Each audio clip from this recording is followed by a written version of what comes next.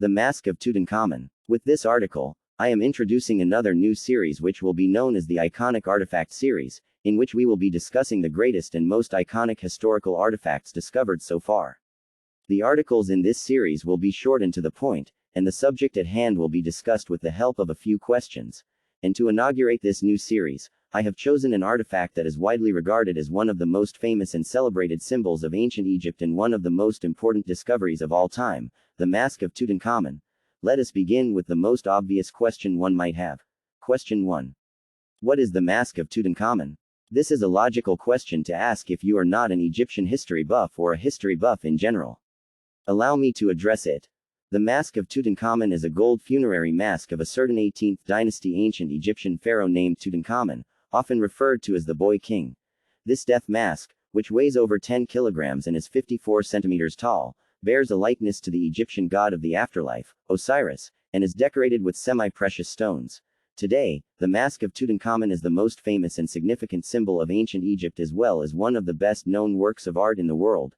But more on the mask later. First, let us address another important question that many of you may have. Question 2.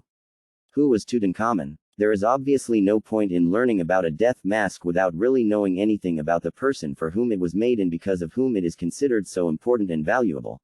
The death mask, as mentioned above, was made for Tutankhamun, the 13th pharaoh of the 18th dynasty of ancient Egypt. Tutankhamun was born sometime around 1341 BC and died only 19 years later, sometime around 1323 BC. Even though he lived for only 19 years, he ruled over Egypt for almost 10 years, from the age of 9 up until his sudden death at the age of 19. Hence, he is at times referred to as the Boy King. It is better for us not to go into too much detail as to who was Tutankhamun's predecessor before he ascended the throne, for that is a subject still debated by scholars. Some say it was Akhenaten, the 10th ruler of the 18th dynasty who ruled during the Amarna period. Akhenaten is also speculated to be Tutankhamun's father, but we cannot say that for certain either.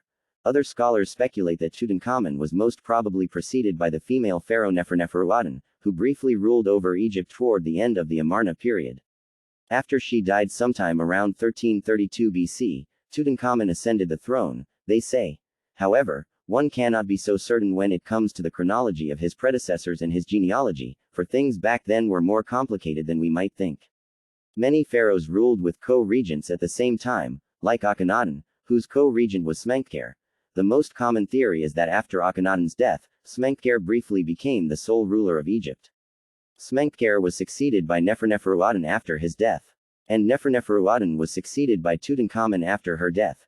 Needless to say, this theory is still up for speculation and debate, so we must take it with a grain of salt.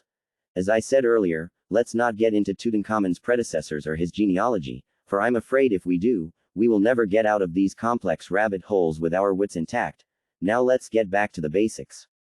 Tutankhamun was way too young to become the pharaoh of Egypt at the mere age of 9, and a lot of the major changes and reversals in Akhenaten's policies undertaken by him were most probably instigated by his adult advisors. He undertook several significant societal changes during his almost 10-year reign, such as restoring the traditional polytheistic form of ancient Egyptian religion, thereby undoing the religious shift known as Atenism or Aten religion founded by Akhenaten. Tutankhamun reversed many other societal changes initiated by Akhenaten and even moved the royal court away from Amarna, which Akhenaten had chosen as his capital. Over his decade-long reign, Tutankhamun became one of the few pharaohs who was worshipped as a deity during his own lifetime, something which usually happened posthumously for most pharaohs. He was venerated and honored with temples and mortuary cults while he was still alive, which was a rare occurrence. Temples of his cult were built as far away as Faras in Nubia and Kawa, now in Sudan. A stele discovered at Karnak, near Luxor, which is dedicated to him, indicates that he was probably appealed to for forgiveness and to free the petitioner from an ailment caused by sin.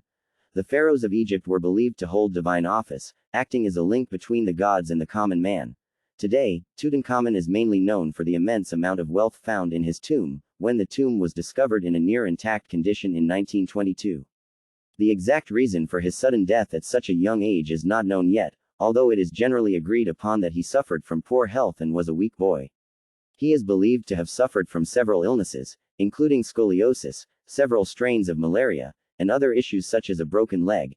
A combination of all his illnesses was probably what led to his sudden death at the young age of 19. Question 3. Where and when was the mask discovered?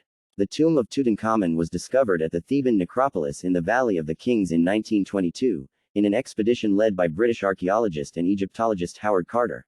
The discovery of Tutankhamun's tomb is considered one of the greatest and most significant archaeological discoveries of all time. The tomb was discovered in a near-intact condition as it was hidden by debris for thousands of years, preventing it from being robbed by grave robbers, a fate the tombs of most other pharaohs have suffered. Although the tomb was discovered in 1922 and opened in 1923, it took the excavation team another 2 years to be able to open the heavy sarcophagus which contained Tutankhamun's mummy. It was only in October 1925 that the excavation team opened the innermost of 3 coffins and found the gold death mask, which was seen for the very first time in around 3,250 years.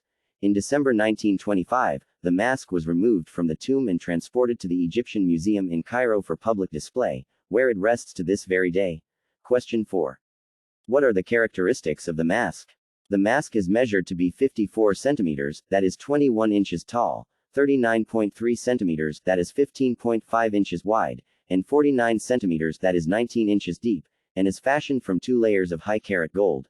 It is mainly made of copper alloyed 23-carat gold, while the surface of the mask is covered with a thin layer, approximately 30 nanometers, of 2 different alloys of gold, that is, a lighter 18.4-carat shade for the neck and face, and 22.5-carat gold for the rest of the mask.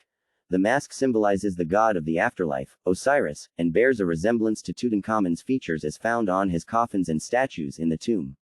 It includes a Nemes headcloth, which is the striped headcloth worn by pharaohs in ancient Egypt, with the royal insignia of a cobra and vulture at the top. The gold mask is inlaid with gemstones and colored glass, such as obsidian for the pupils, lapis lazuli for the eyebrows and eye surrounds, quartz for the eyes, etc. Another important feature of the mask is the narrow gold beard inlaid with blue glass to give it a plated effect. When the mask was discovered in 1925, the beard was found to be separated from the mask. It was reattached only in 1944 using a wooden dowel. The mask also features a triple string necklace of gold and blue faience disc beads with uraeus clasps and lotus flower terminals. Moreover, a protective spell from the Book of the Dead, an ancient Egyptian funerary text, is inscribed with Egyptian hieroglyphs on the shoulders and back of the mask in 10 vertical and 2 horizontal lines. Question 5. What is the legacy of Tutankhamun's mask today? As mentioned earlier, today the Mask of Tutankhamun is regarded as the most famous and significant object and symbol of ancient Egypt. It is also widely considered one of the most important and popular works of art in the world, one that inspires awe and admiration among people. The mask not only symbolizes the richness of ancient Egypt but also represents the complex and advanced creativity and craftsmanship of the people of ancient Egypt, which inspires reverence even today. It also helped to stir up interest in the rich and complex history of Egypt, prompting scholars to study its history and culture in even more depth than ever before.